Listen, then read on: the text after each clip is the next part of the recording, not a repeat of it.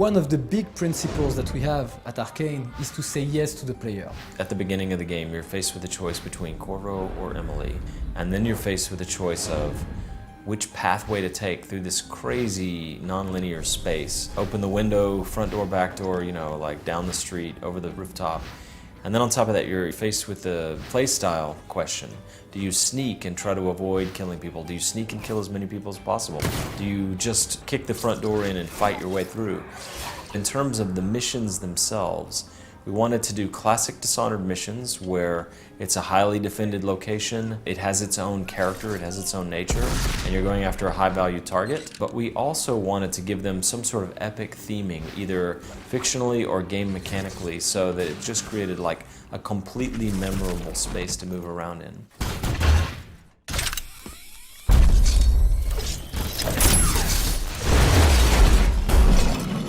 So for example, in Cracking the Slab, which is a level where you have the ability to go back and forth in time. You can literally move back and forth very dynamically between two time periods, the present, when the house is in ruins, or the past, 3 years ago, on the night of a special event when the house is posh, candles are lit, music is playing, guards are walking around.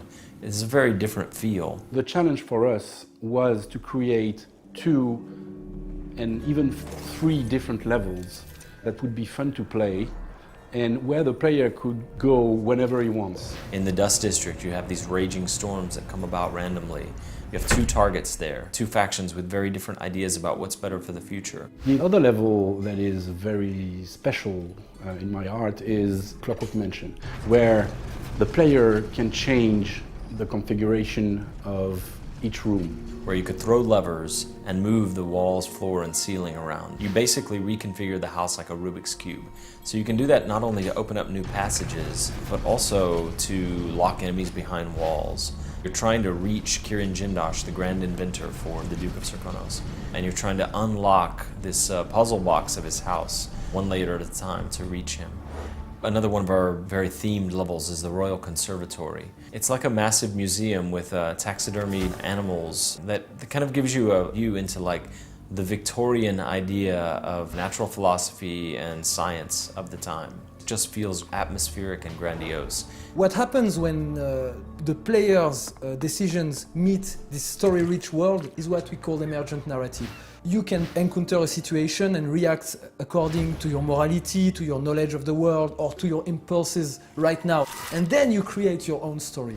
If there's one thing that I want the player to feel about Dishonored 2 is that our missions, our levels, whereas they're not open world, they feel like open world. Given that in one playthrough of Dishonored 2, you probably see 20% of the game, it feels to us like no 2 players will have exactly the same path. We've put so much effort into having so many things to do, so many ways to do things, so many choices. I would like the player to feel like the possibilities are endless.